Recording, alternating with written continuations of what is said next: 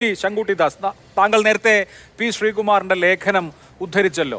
വേണമെങ്കിൽ കാവിക്കൊടി മാറ്റി ത്രിവർണ പതാക വെക്കാം എന്ന് പറഞ്ഞിരുന്നു അത്രേ. ആർക്ക് വേണമെങ്കിൽ ത്രിവർണ പതാക വെക്കാമെന്നാണ്. എന്തുകൊണ്ടാണ് നിങ്ങൾക്ക് ത്രിവർണ പതാക വേണ്ടാത്തത് എന്നുള്ളതാണല്ലോ അവിടുത്തെ മൗലികമായ പ്രശ്നം. അത് വളരെ ഡീപ്പ് റൂട്ടഡ് ആയിട്ടുള്ള എതിർപ്പ് കൊണ്ടാണ് എന്ന് ഞാൻ ആവർത്തിച്ച് പറയുന്നത്. അതുകൊണ്ടാണ് നേരത്തെ പറഞ്ഞ ഓർഗനൈസർ ലേഖനത്തിൽ പറഞ്ഞ കാര്യം നേരത്തെ ഷിജു ഖാൻ ഉദ്ധരിച്ചു. 3 എന്ന സങ്കല്പം തന്നെ തിന്മയാണ്. ഇത് രാജ്യത്തിന് അപകടകരമാണ്. Injurious to the nation, is injurious to the country എന്നാണ് ആ ലേഖനത്തിൽ പറയുന്നത്. അപ്പം രാജ്യത്തിന് അപകടമാണ് ഈ 3 നിറങ്ങളുള്ള കൊടി എന്ന് ഒരു കാലത്ത് നിലപാടെടുക്കുക. ഇപ്പോൾ RSSന്റെ ബൈബിളും ഭഗവത്ഗീതയും ഒക്കെ വിചാരധാരയാണല്ലോ. വിചാരധാരയിൽ തന്നെ ഗോൾവാൾക്കർ ചോദിക്കുന്ന ചോദ്യം, ഈ പതാക എന്തിനാണ്?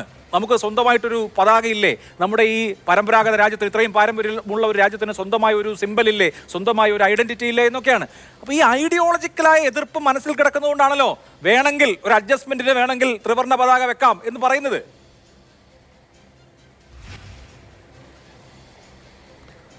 അങ്ങയുടെ ചോദ്യത്തിന് ഞാൻ ഉത്തരം പറയാം. മറ്റു രണ്ടുപേര് സംസാരിക്കുമ്പോഴും അങ്ങ് തീരെ ഇടപെടാതെ അവരെ ഇടമുറിയാതെ സംസാരിക്കാൻ അനുവദിക്കുകയായിരുന്നു. എന്നാൽ ഞാൻ സംസാരിച്ചു തുടങ്ങുമ്പോൾ തന്നെ അങ്ങ് നിരന്തരമായിട്ട് ഇടപെടുകയും അങ്ങയുടെ അജണ്ട അതിൽ ആരോപിക്കുകയൊക്കെ ചെയ്യുന്നുണ്ട്. എന്തായാലും ത്രിമൂർത്തി സങ്കല്പത്തെ ഏറ്റവും പരിശുദ്ധമായിട്ടുള്ള സങ്കല്പമായി കരുതുന്ന, ത്രിഗുണങ്ങളിലും ത്രിദോഷങ്ങളിലും അതേപോലെ തന്നെ ത്രിശക്തിയിലും ഒക്കെ സങ്കല്പിക്കുന്ന, തൃശൂലത്തിൽ ആരാധിക്കുന്ന ഒരു ജനത 3-നെ ഒരു പാപചിഹ്നമായിട്ടാണ് കണക്കാക്കുന്നത് എന്നുള്ളത് എങ്ങനെയാണ് ഒരു വാദമായിട്ട് ഉന്നയിക്കാൻ എനിക്കറിയില്ല. ലേഖനത്തിൽ അത് ലേഖകന്റെ അഭിപ്രായമായിരിക്കും. ഓർഗനൈസർ എന്ന് പറയുന്നത് ഓർഗനൈസറിൽ വ്യത്യസ്തരായിട്ടുള്ള വ്യക്തികൾ അവരുടെ അഭിപ്രായങ്ങൾ എഴുതാറുണ്ട്. ലേഖകന്റെ അഭിപ്രായം എന്ന് പറയുന്നത് സംഘടനയുടെ അഭിപ്രായമല്ലല്ലോ. ഞാൻ ഇതിലേക്ക് ഓരോന്നിലേക്കും വരാം. എനിക്ക് അങ്ങ് മതിയായ സമയം തരുമെന്ന് ഞാൻ പ്രതീക്ഷിക്കുന്നു. കാരണം മറ്റു 2 പേരും ഒരേ പക്ഷത്തു നിന്നാണല്ലോ സംസാരിച്ച്.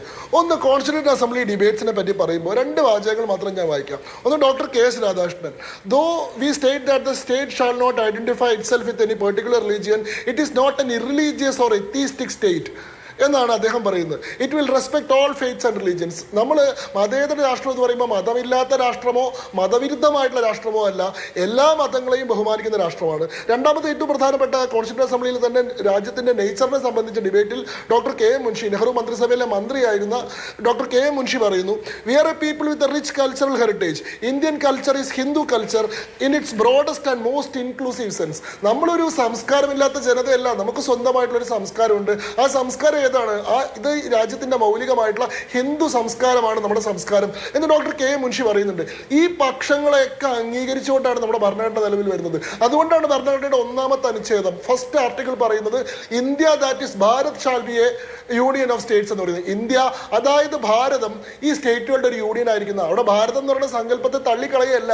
ഈ പറയുന്ന കൊളോണിയൽ ഭരണക്രമത്തിലൂടെ വന്നിട്ടുള്ള ഇംഗ്ലീഷുകാർ ഉപയോഗിച്ചിട്ടുള്ള ഇന്ത്യ എന്നുള്ള പേരിനെ മാത്രമല്ല, അതിന് പ്രിഡേറ്റ് ചെയ്യുന്ന, അതിനെ മുന്നേ നിൽക്കുന്ന ഭാരതം എന്ന് പറയുന്ന ആ സങ്കല്പത്തെ കൂടി അംഗീകരിച്ചുകൊണ്ട്, ഭാരതം എന്നതുകൂടി ഈ രാജ്യത്തിൻ്റെ ഔദ്യോഗിക പേരായിട്ട് അംഗീകരിച്ചുകൊണ്ടാണ് നമ്മുടെ ഭരണഘടന നിലവിൽ വരുന്നത്. പിന്നെ ഈ ഭരണഘടനയിൽ എവിടെയാണ് ഈ പറയുന്നത് ഇത്തരം സിമ്പലുകളെ മാനിക്കാനുള്ള അവകാശം എവിടെയാണ്? ഇത് ഭരണഘടനാ വിരുദ്ധമാണ് നിങ്ങൾ പറയുമ്പോൾ, നിങ്ങൾ ഭരണഘടനയിലെ ഫണ്ടമെന്റൽ ഡ്യൂട്ടീസ് എടുത്ത് നോക്കുക.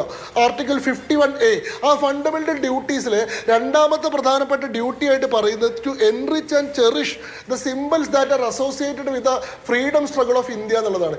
ഇന്ത്യയുടെ സ്വാതന്ത്ര്യ പ്രക്ഷോഭവുമായി ബന്ധപ്പെട്ട് നിൽക്കുന്ന ചിഹ്നങ്ങളെയും സിംബലുകളെയും മാനിക്കുകയും പരിപോഷിപ്പിക്കുകയും ചെയ്യുക എന്നുള്ളതാണ്. അങ്ങനെ നോക്കുമ്പോൾ ഭാരത് മാത എന്ന് പറയുന്ന സങ്കല്പം 1905 ഡിവിഷൻ ഓഫ് ബംഗാളിനെതിരെ ആദ്യമായിട്ട് ഉടലെടുക്കുന്ന ഇന്ത്യൻ നാഷണലിസ്റ്റ് മൂവ്മെന്റിന്റെ ഏറ്റവും പ്രേരക ശക്തിയായിട്ടുള്ളൊരു സങ്കല്പമാണ്. ഈ രാജ്യത്തെ മാതാവായിട്ട് ജനങ്ങൾക്ക് മുമ്പിൽ അവതരിപ്പിച്ചുകൊണ്ടാണ് വൈദേശികാധിനിവേശത്തിന് കീഴിൽ മാനം സംരക്ഷിക്കാൻ വേണ്ടി ഉഴലുന്ന മാതാവായിട്ടും ആ മാതാവിനെ രക്ഷിക്കേണ്ട ബാധ്യതയുള്ള പുത്രന്മാരാണ് നമ്മൾ ഓരോരുത്തരും എന്ന സങ്കല്പം വെച്ചുകൊണ്ടാണ് ഇന്ത്യൻ നാഷണൽ മൂവ്മെന്റ് ഉണ്ടാവുന്നത്. അതുകൊണ്ടാണ് വന്ദേ മാതരം അതിന്റെ ഹൃദയഗീതമായിട്ട് മാറിയത്. അതുകൊണ്ടാണ് ഭാരത് മാതാ കി ജയ് എന്ന് നമ്മുടെ ഒരു മുദ്രാവാക്യമായി മാറിയത്. ആ സങ്കല്പം രാഷ്ട്രത്തിന്റെ സ്വാതന്ത്ര്യ സമര പ്രക്ഷോഭവുമായി ബന്ധപ്പെട്ട് നിൽക്കുന്ന സങ്കല്പമാണ്.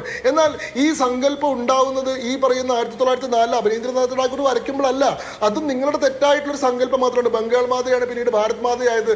അതിന് മുൻപ് അങ്ങനെ ഒരു സങ്കല്പം ഇല്ല എന്ന് പറഞ്ഞാൽ ചരിത്ര വിരുദ്ധതയാണത്. ഞാൻ പറഞ്ഞു 1904 അഭിനേന്ദ്രനാഥ് ടാഗോറിന്റെ ചിത്രം വരുന്നത്. 1897 വിവേകാനന്ദ സ്വാമിയുടെ Clarian call to the youth. എന്താ പറയുന്നത്? രത്നസിംഹാസനത്തിൽ ആസനസ്ഥയായിട്ടുള്ള വിശ്വഗുരുവായിട്ടുള്ള ഭാരതമാതാവ് മാത്രമാണ് നമ്മുടെ ദൈവം. ഇനിയുള്ള 50 വർഷത്തേക്ക് നിങ്ങൾക്ക് മറ്റു മതങ്ങളോ മറ്റു ദൈവങ്ങളോ ഇല്ല. ആ ഭാരതമാതാവിന്റെ മോചനത്തിന് വേണ്ടി പ്രയത്നിക്കുകയാണ്. കൃത്യം 50 വർഷങ്ങൾക്ക് ശേഷമാണ് 1947 ഇന്ത്യക്ക് സ്വാതന്ത്ര്യം കിട്ടുന്നത്. 1883 ബങ്കിം ചന്ദ്ര ചാറ്റർജിയുടെ ആനന്ദ് മഠ് വരുന്നത്. 1872 കിരൺ ചന്ദ്ര ബന്ദോപാധ്യായയുടെ ഭാരത് മാതാ എന്ന് പറയുന്ന നോവൽ ഉണ്ടാവുന്നത്. 16-ാം നൂറ്റാണ്ടിലെ മറാത്ത സാമ്രാജ്യത്തിന്റെ രാഷ്ട്രസങ്കല്പത്തിൽ മാ ഭവാനി, മാ ഭാരതി തുടങ്ങിയിട്ടുള്ള സങ്കല്പങ്ങളുണ്ട്. ദുർഗയായിട്ടുള്ള, ദേവിയായിട്ടുള്ള അമ്മയായി തന്നെയാണ് കാണുന്നത്. വിജയനഗര സാമ്രാജ്യത്തിന് സമാനമായിട്ടുള്ള സങ്കല്പമുണ്ട്. ഹിന്ദു ടെക്സ്റ്റുകളിലേക്ക് നമ്മൾ പോയി കഴിഞ്ഞാൽ അഥർവവേദത്തിലാണ് ഭൂമി മാതാ പുത്രോഹം പൃഥ്വിയ എന്ന് പറയുന്നത്. ഭൂമി അമ്മയാണ്, നമ്മൾ അതിന്റെ മക്കളാണെന്ന് പറയുന്നത്. രാമായണത്തിൽ ജനനീ ജന്മ ഭൂമിശ്ച സ്വർഗാതപി ഗരീയസി, പെറ്റമ്മയും പിറന്ന നാടും സ്വർഗത്തെക്കാൾ മഹത്തരമാണെന്ന് പറയുന്നു. അതേപോലെ തന്നെ വിഷ്ണു പുരാണത്തിൽ ഭഗവതിയായിട്ട്, ദേവിയായിട്ട് തന്നെയാണ് ഭാരതത്തെ അവതരിപ്പിക്കുന്നത്. ഉത്തരമിയത് സമുദ്രസ്യാം ഹിമാദ്രേശ്ചൈവ ദക്ഷിണം വർഷം തത് ഭാരത് നാമ ഭാരതീപുത്ര സന്തതി. എന്താണ്? ഹിമാലയത്തിന് താഴെയായിട്ടും ഹിന്ദു മഹാസമുദ്രത്തിന് മേലെയായിട്ടുമുള്ള ദേവനിർമ്മിതമായിട്ടുള്ള ഈ പുണ്യഭൂമി എവിടെ വസിക്കുന്ന മുഴുവൻ ഭാരതീയരുടെയും അമ്മയാണ് എന്ന് പറയുന്നത് വിഷ്ണു പുരാണത്തിലാണ്. അങ്ങനെ അന്ന് മുതൽ ഈ രാഷ്ട്രത്തിന്റെ സംസ്കാരം രൂപപ്പെടുന്ന കാലം മുതൽക്കുള്ള സങ്കല്പമാണ് സീക്രട്ട് ജോഗ്രഫി. ആ സീക്രട്ട് ജോഗ്രഫിയോട് അനുബന്ധമായിട്ടുള്ള ഡിവൈൻ മദർഹുഡ് ഈ രാഷ്ട്രത്തെ ഒരു ദിവ്യദേശമായിട്ടും അതിനെ ദേവതാരൂപത്തിന്റെ പ്രതിഫലനമായിട്ടും കാണുന്ന സംസ്കൃതി നമുക്കുള്ളതാണ്. അതാണ് ഓരോ ഘട്ടങ്ങളിലും ഇങ്ങനെ പലതരത്തിൽ പരിണാമപ്പെട്ട് അവസാനം ഭാരത് മാതായിൽ എത്തിയത്.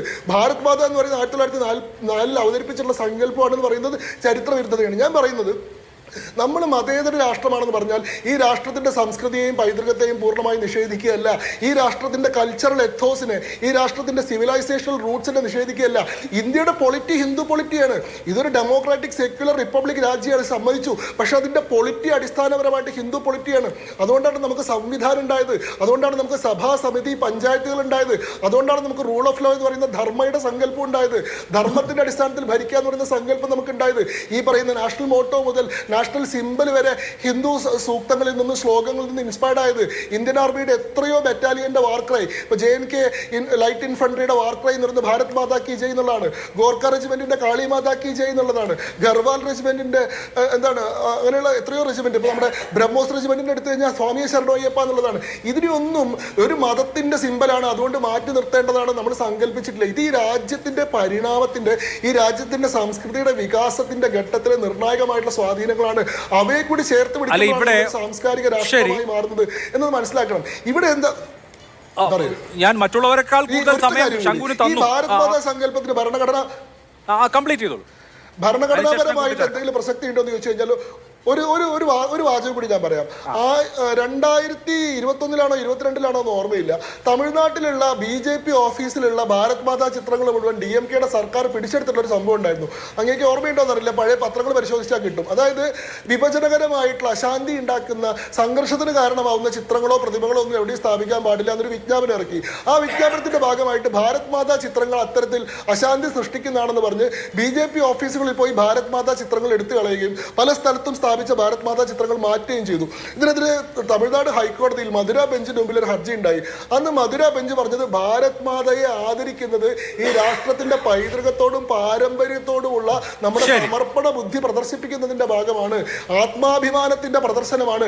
അതുകൊണ്ട് അത്തരം ചിഹ്നങ്ങളെ ആദരിക്കാൻ എല്ലാവരും ബാധ്യസ്ഥരാണ്. ബഹുമാനപ്പെട്ട ഹൈക്കോടതി ഭരണഘടനാ കോടതിയാണ്. ഇന്ത്യയിലെ കോൺസ്റ്റിറ്റ്യൂഷണൽ കോർട്സ് ആണ് ഹൈക്കോടതികളും സുപ്രീം കോടതികളും. ഭരണഘടനാ ലംഘനങ്ങളെ ചോദ്യം ചെയ്യാനും ഭരണഘടനയെ നിർവചിക്കാനും അധികാരമുള്ള കോടതികളാണ്. അങ്ങനെ ഒരു കോടതിയുടെ വിധി ഇവിടെ നിൽക്കുന്നുണ്ട്. ഭാരത് മാതയെ ആദരിക്കുന്നത് സാംസ്കാരികമായിട്ടുള്ള പൈതൃകമായിട്ടുള്ള ആത്മാഭിമാനത്തിന്റെ ഇവിടെയുള്ള പ്രശ്നം ശ്രീ ശങ്കു, ഈ സാംസ്കാരിക പൈതൃകം ഏകശിലാത്മകമാണ് എന്ന് വാദിക്കുന്നതാണ് പ്രശ്നം. പിതൃഭൂമിയും പുണ്യഭൂമിയും ഒന്നായിട്ടുള്ള മനുഷ്യരുടെ, അതായത് ഹിന്ദുക്കളുടെ രാജ്യമാണ് ഇന്ത്യ എന്നുള്ളത് ഒരു പൊളിറ്റിക്കൽ ഫിലോസഫിയാണ് VD സവർക്കർ മുന്നോട്ട് വെച്ച ഹിന്ദുത്വ. അപ്പൊ അതിനപ്പുറത്ത് ഈ രാജ്യം പക്ഷേ ഇൻക്ലൂസീവ് ആയിട്ടുള്ള സെക്യുലർ ആയിട്ടുള്ള ഒരു രാജ്യമാണ്. ഇവിടെ സൂചിപ്പിച്ചല്ലോ ഹൈന്ദവമായ പാരമ്പര്യം മാത്രമല്ല, ഇവിടെ ഷിജു ഖാൻ പറഞ്ഞ നന്ദലാൽ ബോസിന്റെ ഇലസ്ട്രേഷൻ ഉണ്ടല്ലോ, ഇന്ത്യയുടെ ആദ്യത്തെ ഭരണഘടനയുടെ പതിപ്പിലുള്ള ഇലസ്ട്രേഷനിൽ ഹൈന്ദവ പാരമ്പര്യമുണ്ട്, രാമായണവും മഹാഭാരതവും അടക്കമുണ്ട്, അശോകനുണ്ട്, ബൗദ്ധ പാരമ്പര്യമുണ്ട്, മഹാവീരന്റെ ജൈന പാരമ്പര്യമുണ്ട്, ഒപ്പം അക്ബറിന്റെ കോടതിയുണ്ട്, ടിപ്പു സുൽത്താനുണ്ട്, റാണി ലക്ഷ്മിഭായി ഉണ്ട്.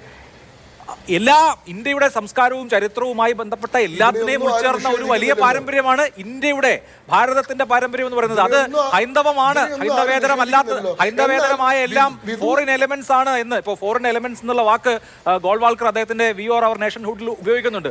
ഹൈന്ദവേതരമായ എല്ലാം ഫോറിൻ എലമെന്റ്സ് ആണെന്ന് കാണുന്നിടത്താണ് പ്രശ്നം. ഇവിടെ ഇപ്പോൾ നമ്മൾ ഈ ഭാരത് മാതയുടെ വിഷയം വരുമ്പോഴും ഇപ്പോൾ താങ്കൾ തന്നെ ഉദ്ധരിച്ച ആർട്ടിക്കിൾ 15(1)(a) അതിൽ A to abide by the constitution and respect its ideals and institutions the national flag and the national anthem എന്നുള്ളതാണ് ആദ്യത്തെ എ പ്രൊവിഷൻ തന്നെ. അപ്പോൾ നമ്മൾ ദേശീയ ചിഹ്നങ്ങളെ, ദേശീയ പതാകയെയും ദേശീയ ഗാനത്തെയും ആദരിക്കണം, കോൺസ്റ്റിറ്റ്യൂഷനെ റെസ്പെക്ട് ചെയ്യണം എന്നുള്ളതാണ് ഒന്നാമത്തെ കാര്യമായി വരുന്നത്. അപ്പോൾ അങ്ങനെ ഒരു കാര്യം അവിടെ ഇരിക്കെ വേണമെങ്കിൽ ഞങ്ങൾ ദേശീയ പതാക വെക്കാം, കാവിക്കൊടി മാറ്റി എന്ന് പറയുന്നതിലെ വൈരുദ്ധ്യമാണ് ഞാൻ ചൂണ്ടിക്കാണിച്ചത്. എനിക്ക് തോന്നുന്നു ഇത് കേൾക്കുന്ന ആളുകൾക്ക്, താങ്കൾ പറഞ്ഞ കാര്യവും ഞാൻ പറഞ്ഞ കാര്യവും കേട്ടിട്ടുള്ള ആളുകൾക്ക് കാര്യങ്ങൾ ക്ലിയർ ആണെന്ന്. ഒരു വാചകം കൊണ്ട്, ഒറ്റ വാചകം കൊണ്ട് നോക്കൂ. കാവി പതാക എന്ന് പറയുന്നത് ഈ രാജ്യത്തിന്റെ ഗുരുപരമ്പരയെ സൂചിപ്പിക്കുന്ന ഒരു പ്രാചീനമായിട്ടുള്ള ചിഹ്നമാണ്. 1925 RSS ഉണ്ടാവുന്നത്. RSS ഉണ്ടായതിനു ശേഷമല്ല കാവി പതാക ഉണ്ടായത്. കാവി പതാകയെ നമ്മുടെ ത്രിവർണ്ണ പതാകയിലെ മുകളിലെ നിറമായി സ്വീകരിക്കുന്നത് അത് ത്യാഗത്തെയും സമർപ്പണത്തെയും വാല്യൂറിനെയും സൂചിപ്പിക്കുന്നുണ്ടാണ്. അത് ഈ ആർഷഭാരതത്തിലെ ഗുരുപരമ്പരയെ, സന്യാസ പരമ്പരയെ സൂചിപ്പിക്കുന്ന ഒരു സങ്കല്പം എന്നുള്ള രീതിയിൽ പരമ്പരാഗതമായിട്ട് ഉപയോഗിച്ചു വരുന്നതാണ്. അത് മറാത്ത സാമ്രാജ്യത്തിന്റെ കൊടിയടയാളമാണ്. അത് ഗുപ്ത എംപയറിന്റെ പീരീഡിൽ നമ്മുടെ കൊടിയടയാളമാണ്. അത് മറാത്ത സാമ്രാജ്യത്തിന്റെ കൊടിയടയാളമാണ്. അങ്ങനെ ഈ ഹിന്ദു സംസ്കൃതിയുടെ സിവിലൈസേഷന്റെ വളരെ ദീർഘമായിട്ടുള്ള പ്രയാണത്തിന്റെ എല്ലാ ഘട്ടങ്ങളിലും ബഹുമാനിക്കപ്പെട്ട, ആദരിക്കപ്പെട്ടിട്ടുള്ള ഒരു ചിഹ്നമാണ് കാവി പതാക.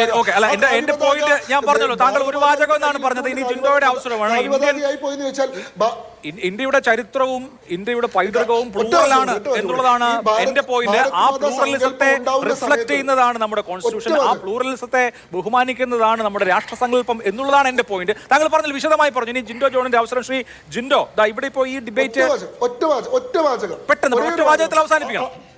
ഒറ്റ വാചകം കൂടി. ഭാരത് മാതയുടെ കയ്യിൽ